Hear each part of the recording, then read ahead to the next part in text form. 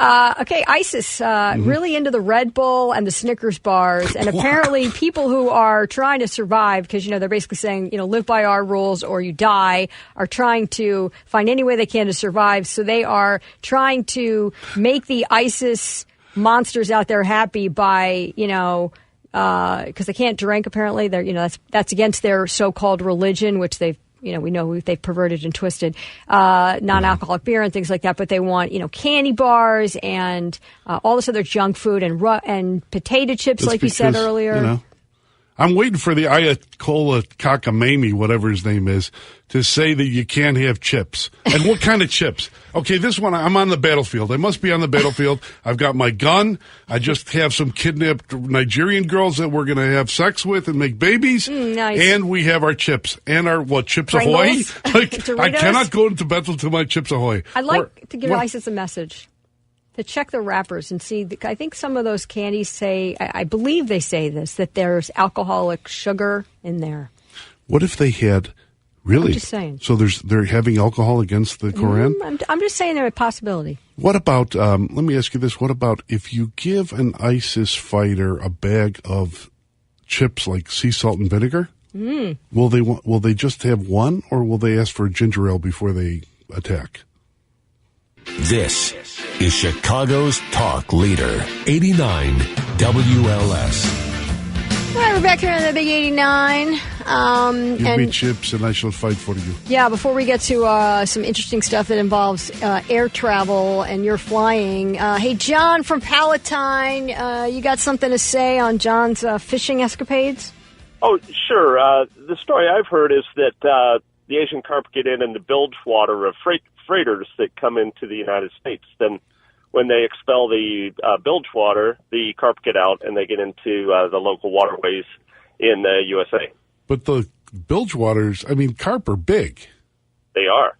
So is the bilge water is it a big hole? I thought the zebra. I thought the zebra mussels. I thought those little zebra mussels, John, of Palatine, they come out of their little tiny bilge holes.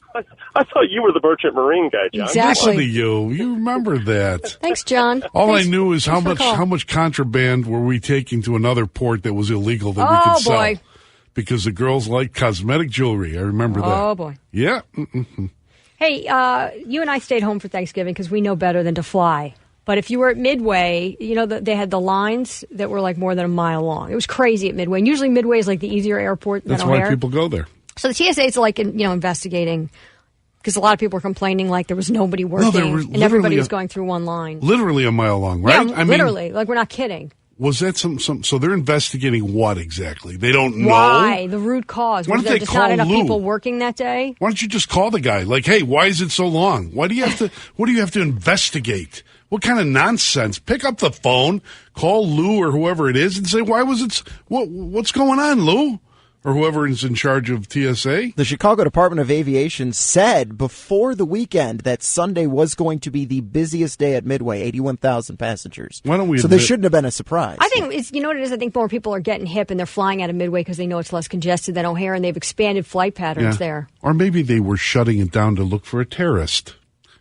And really, that's what the whole thing was. So they were slowing it down, bottlenecking, squeezing that funnel like a sphincter till there was nothing to come out of it. And we didn't hear anything about that. Looking for the terrorist. That wasn't released. And, some kind of Jason Bourne thing. And he's now in Indiana running around the cornfields. I don't know.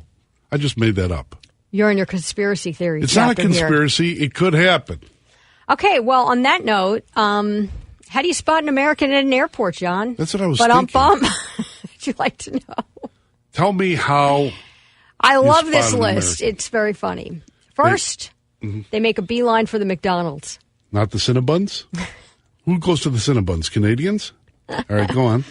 They're in sweatpants, which is so true. Most people, you see them, they're traveling in their sweats. 1980? My mom used to tell me. 1980? Listen, my mom used to tell me that you should always look nice when you get on an airplane, when you travel. It's a representation of you wherever you go. Yeah. No, I wear sweatpants. Okay. No, I don't. I wear those, just to make you mad, I wear those tight black leggings, that you hate. That doesn't make me mad. You hate it when women wear leggings? No. Excuse me? I thought you didn't like leggings unless people are at the gym. No, I like inappropriate. leggings.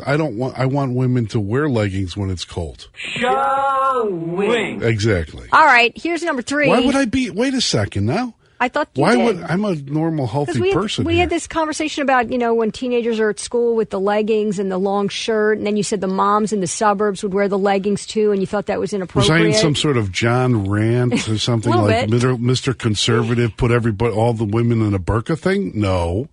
Leggings are good. Okay, well, I guess you've changed your mind. Yeah. Here's another one. They're wearing baseball caps. Yeah. Like the one I have on now? Yeah. What does it say? Ooh, I had to lean over White the microphone Sox. to see it Banged because there was a your microphone. forehead. There was an 89 WS microphone right in front of Oh, it. she really Just cracked White her Sox. head. I cracked my earpiece. Ouch. Yes, that's right. White Sox cap. They make fun of where they are. Which would make sense because Like, hey, I'm about to, I can't wait to go, and I'm going to throw some Canadian lobsters over into English lobster country so they can have sex and no one will have lobsters. Like that? Yeah. No, that's not really that funny. It's kind of scary, creepy. I mean, we like to joke. We like to make fun of where we are and what we're doing. They try to cut the security line. That's, compared to other people from other countries. Pardon me? They try and cut into the security line. Always looking for a way to the front of the line. Oh, this is America, you stupid Americans. Yeah. With your chips and we have chips on the battlefield. Mm-hmm. Yes. Are we one of the few cultures that really like shorts and jeans There he as well? comes back with the shorts No. I again. think that's right. Wait a second. We're talking All right, about here we chips go. on the battlefield. Yeah. You bring up wanting to wear shorts again. I like your legs. You have very nice legs. Thank you, but it's thank you. December, dude. I'm not Okay, wearing put your shorts. But put since your he pants likes on. leggings again, just wear some leggings. Leggings, yeah, Ryan. Hey, I got to tell you, a lot of those Meggings. NBA players. Have you seen them now? Yeah, They've they're got all like in support those hose. black things underneath. The that Bulls keeps last it- night, which, yeah. by the way, almost won after 2 overtimes. Support hose? Meggings, they call it. I know. Meggings. Awesome.